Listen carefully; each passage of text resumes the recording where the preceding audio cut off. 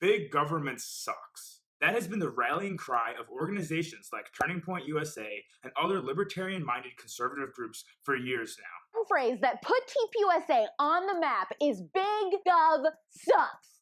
But is it really a conservative slogan? Ronald Reagan apparently thought so. He is the man responsible for this injection of libertarianism into the mainstream of the conservative movement. Today, we will be examining the consequences of decades of this sort of rhetoric. What is conservatism built upon? If you think small government, low taxes, foreign interventionism, and the Second Amendment are the foundations of conservatism, you are mistaken. But I don't blame you for being misled. Conservatism, at its core, is intended to conserve society, to conserve the institutions that have held society together for millennia. Institutions like the family, the church, the community, and the nation. What is libertarianism built upon? Unrestricted freedom. Freedom! Its core goal? To liberate society from institutions that restrict freedom, to oppose authority. Social libertarians don't like institutions that hold authority over individuals and free thinkers. For example, churches that restrict the definition of marriage to between a man and a woman, or states that restrict the power and influence of oligarchs and corporations to alter society at their own will, are both enemies of the libertarian agenda. This fusion between conservative and libertarian thought has mostly served to weaken conservative arguments, as now these positions must be argued from within the bounds of libertarian ideals, instead of the Christian conservative ideals from which our positions stem. This alliance has led to libertarian figures becoming regarded as conservative icons, when in fact they are not conservative at all. This has been a detriment to the conservative movement for decades. So this brings me to something Dave Portnoy said the other day. Keep in mind, this man is regarded as somewhat conservative by the common public because of his strong, anti-politically correct, charismatic personality, his respect towards President Trump, and his friendship with Tucker Carlson. In this clip, Portnoy is discussing his opinion of the state of the pro-life movement. It's like, theoretically, Republicans are like less government, small government. So, like, shouldn't Republicans be pro-choice? Just let a woman do what she wants with her body. Keep the government out of it. That's, to me, what that is. It's like, yeah, you can't ban it. If a woman wants it, great. She doesn't want it, great. Her choice. No government. Less government. Less government. That, whatever. In the clip, Portnoy repeats the phrase, less government, over and over again. This is exactly what groups like Turning Point USA continue to program into our young conservative minds. I understand his confusion. It's justified. He has been fed the lie that conservatives are hyper-fixated on having less government. If you were to listen to Ben Shapiro or Rand Paul, you'd probably get the same idea. This is the consequence of using libertarian slogans at the center of the mainstream conservative movement for years now. The optic is that the core of this movement is driven by libertarian-minded, big business-friendly individualists, when in reality, the grassroots of our movement is heavily comprised of middle and working class Christian men. I understand that this is a vestige of the Reagan Revolution and the Tea Party of the early 2010s, but this is not the same movement. It has evolved into the America First movement, a Christian, conservative, nationalist, working people's movement. A movement to restore America to its former glory for all her citizens, not to return to a second age of robber barons and laissez-faire economics gone astray.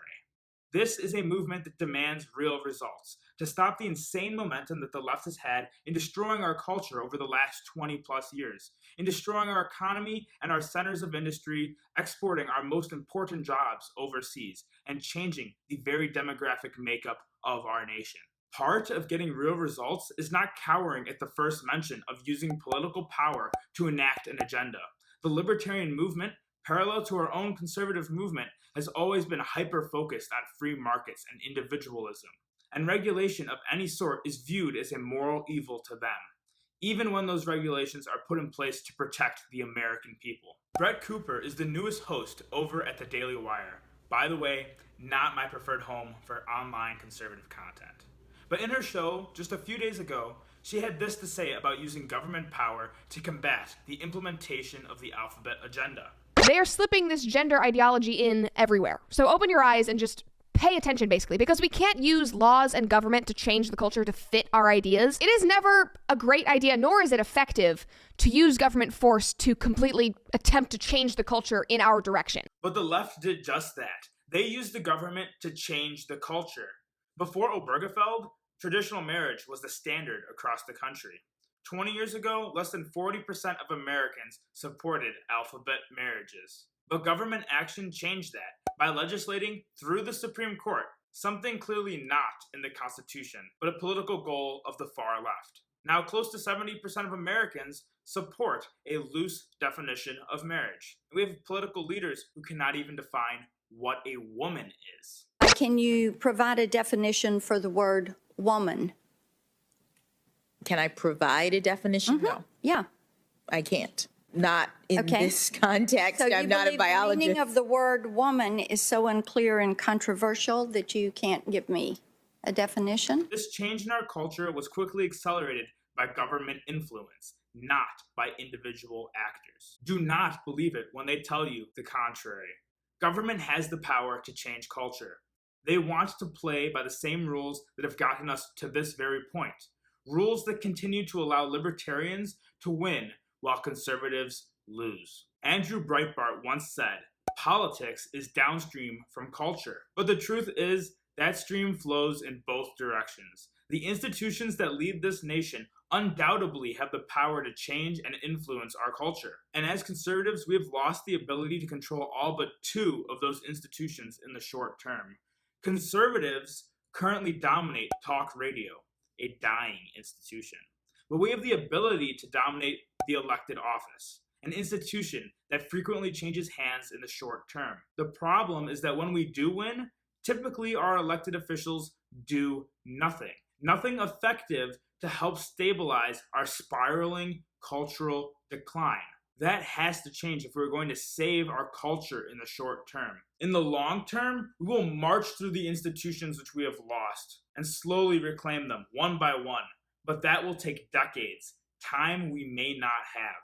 Conservative governments must act in this legislative war against the left. Because if we don't legislate our traditional morality, the left will continue to legislate their own twisted, satanic morality, and our country will forever be lost. The only way we would be able to stop this is to abandon slogans like "Big Government Sucks," and instead of size, focus on the quality of our government.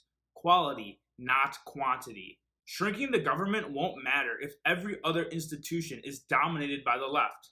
Let's elect the best, most moral people we can to go in and clean up our government, to help rebuild the culture of a moral and religious people, which our Constitution was written for. Use the government to save the nation, and when the job is done, then we can talk about less government once again. If you enjoyed watching this video as much as I did making it, go smash that like button, subscribe, and share the video with a friend. No, I mean it. Go share the video with a friend. The YouTube algorithm is not our friend. The only way we're gonna grow is by people like you spreading the word. I sincerely appreciate it. Together, we will make a difference in this movement. See you soon, take care, and God bless.